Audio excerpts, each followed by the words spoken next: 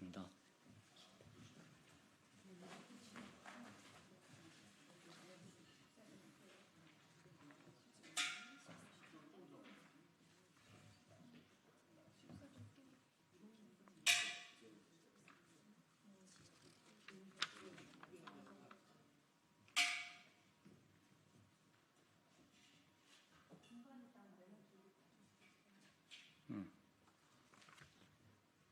맞아? 네.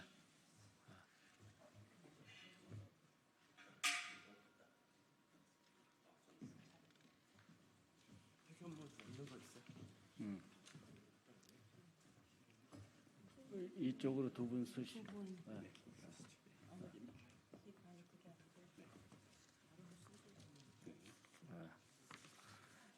지금부터 더불어민주연합의 긴급민생회복지원금 지급을 위한 민생추경 편성 촉구 기자회견을 시작하겠습니다.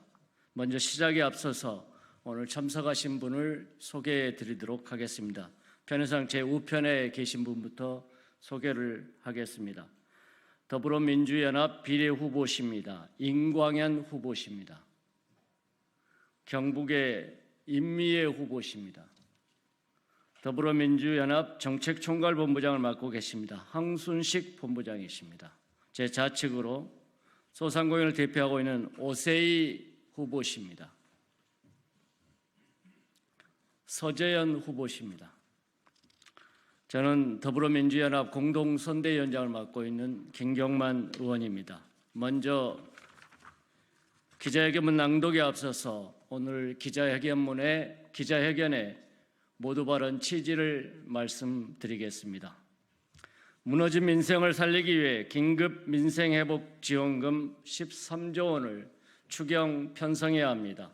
22대 총선이 7일 앞으로 다가왔습니다. 윤석열 정권 2년 경제 폭망과 민생 파탄의 책임을 묻는 선거입니다.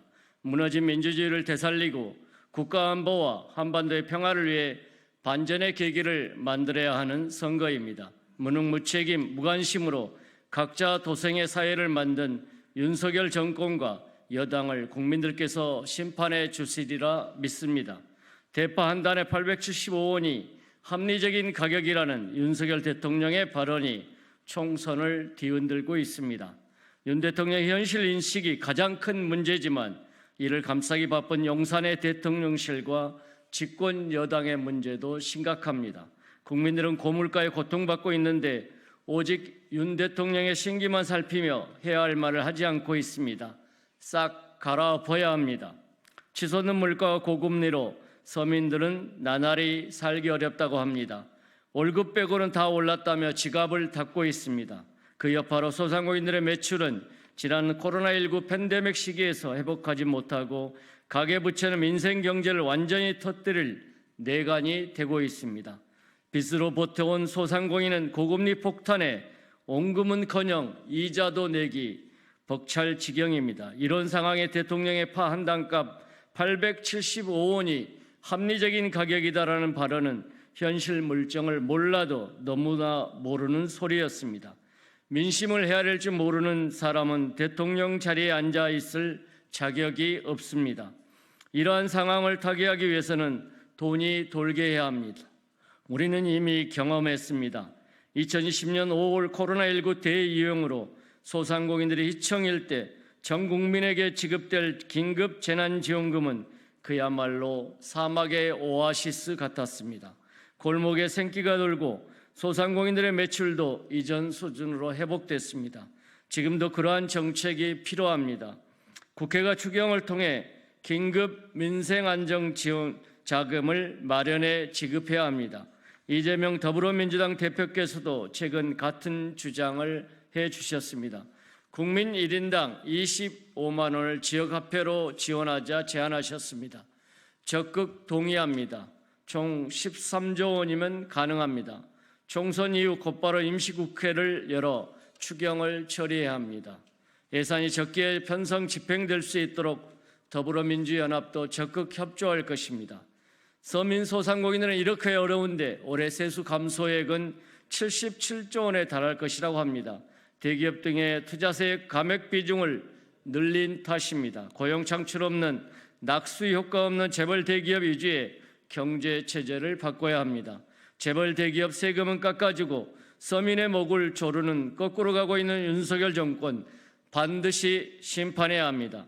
무너지는 민생 경제를 22대 총선을 통해 살려야 합니다.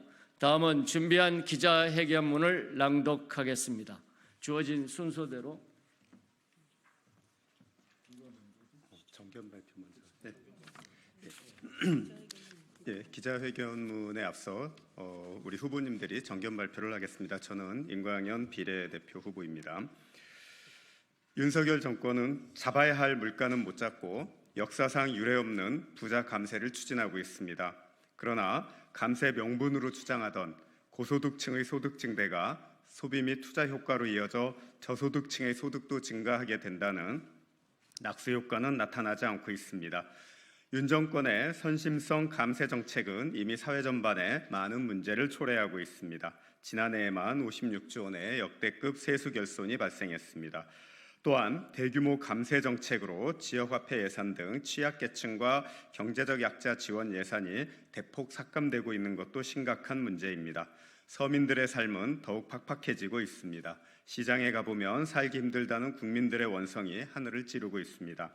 많은 경제학자들이 현재 우리나라 경제를 인플레이션과 경기 침체가 같이 나타나는 스태그플레이션으로 진단하고 있습니다. 스태그플레이션 상황에서는 물가 상승에 더 취약한 영세 자영업자 지원이 요구됩니다. 민생회복지원금은 이들에게 기묘한 도움이 될 것입니다. 윤석열 정부에게 촉구합니다. 이제라도 부자 감세를 중단하고 민생을 챙기기 바랍니다. 그리고 더불어민주연합이 제안하는 민생회복지원금을 위한 추경 편성에 적극 협조할 것을 촉구합니다.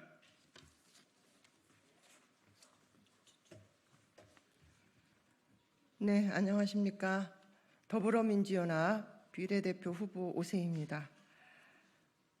지금은 민생 살리는 일밖에 없다고 생각합니다. 지금은 민생에 중점을 두고 국민들이 삶을 이어갈 수 있도록 지원하는 게 가장 현명하다고 봅니다.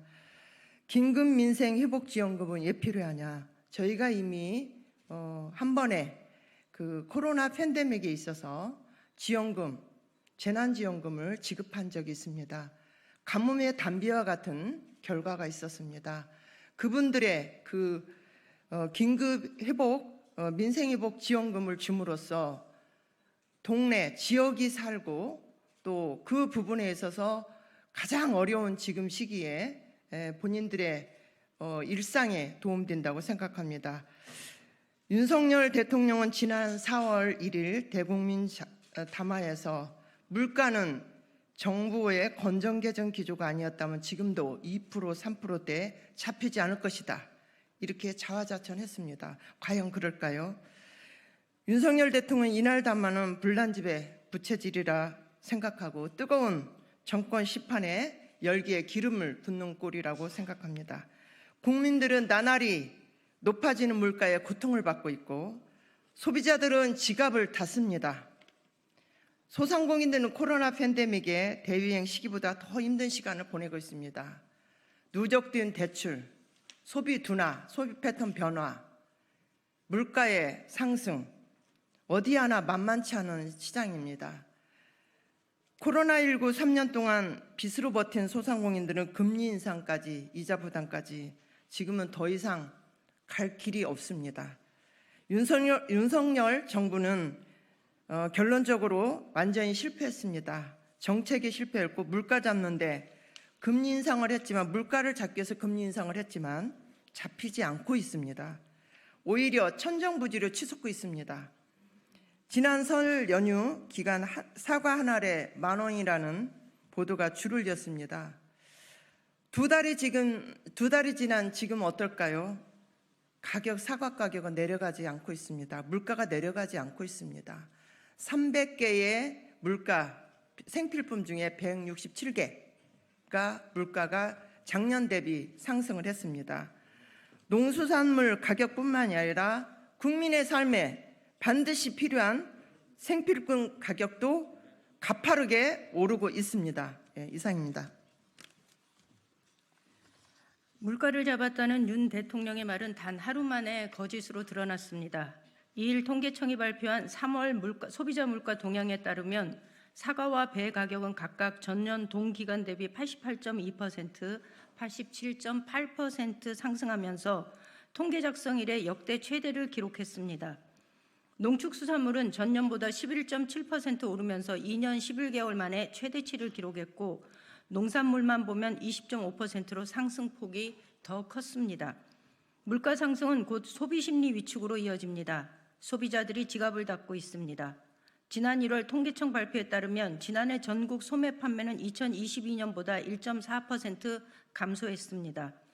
소비 심리의 위축은 곧 소상공인들의 매출 감소를 뜻합니다.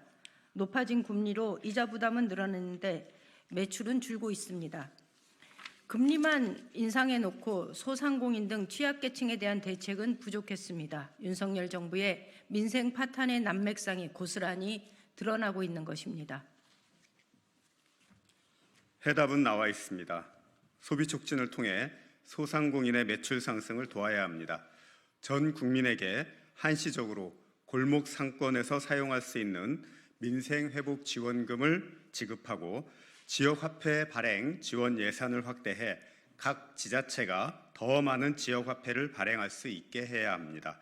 이를 위해 더불어민주연합은 전 국민에게 긴급 민생회복지원금 25만 원, 4인 가구 기준 100만 원을 지급하기 위한 13조 원과 지역화폐 확대 발행을 위한 1조 원 등 총 14조 원 규모의 추경 예산을 추진하겠습니다. 지난 2020년 5월 코로나19 대유행으로 소상공인들이 큰 어려움을 겪고 있을 때 전 국민에게 지급된 긴급 재난지원금은 그야말로 사막의 오아시스와 같았습니다. 골목에 생기가 돌고 소상공인들의 매출도 코로나19 이전 수준으로 회복됐습니다. 소상공인들이 고금리에 따른 이자 부담까지 커진 상황에서 민생회복지원금이 전 국민에게 지급된다면 무너진 민생을 일으켜 세우는데 큰 도움이 될 것입니다. 더불어 지역화폐 코로나19 시기 소상공인들의 든든한 버팀목이었습니다.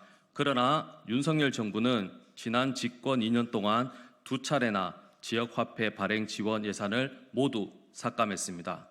더불어민주당이 어렵게 일정 예산을 확보했지만 많이 부족합니다. 각 지자체별 발행 규모와 할인 폭이 줄어 예전만큼 그 효과를 발휘하지 못하고 있습니다. 지역화폐가 제대로 효과를 발휘할 수 있게 지원 예산 1조 원을 추경 예산으로 배정해야 합니다. 이를 위해 더불어민주연합은 4월 10일 총선 직후 더불어민주당 등 민주진보 진영과 함께 14조 원 규모의 추경 예산을 추진하겠습니다. 이번 총선에서 민주진보 진영의 승리로 추경 예산안을 반드시 관철하겠습니다. 윤석열 정권의 경제 폭망, 민생 파탄을 심판하고 무너지는 민생 경제를 살려내겠습니다. 2024년 4월 3일 더불어민주연합. 네, 감사합니다.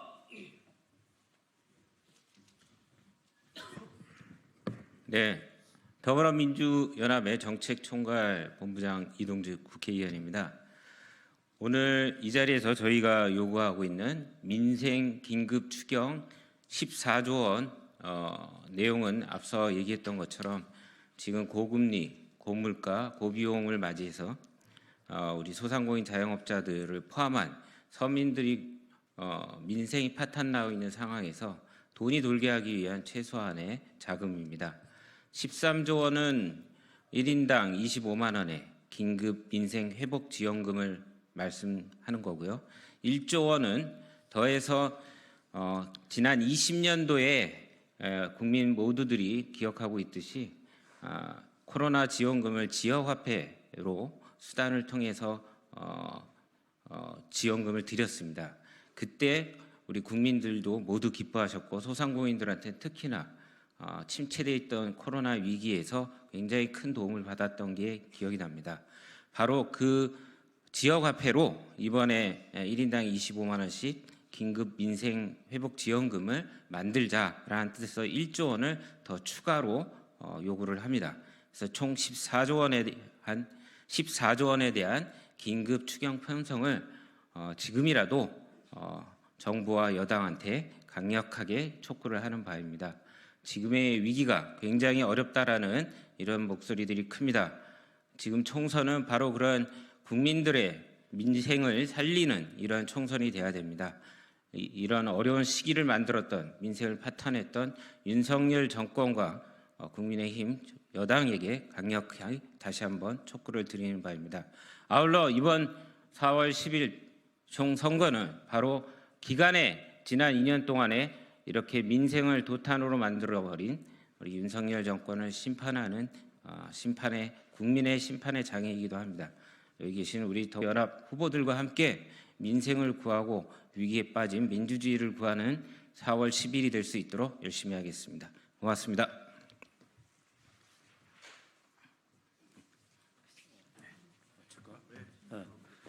더불어민주연합은 민생을 살리고 경제를 살리는 데 최선을 다하겠습니다. 이상으로 기자회견을 마치겠습니다. 감사합니다.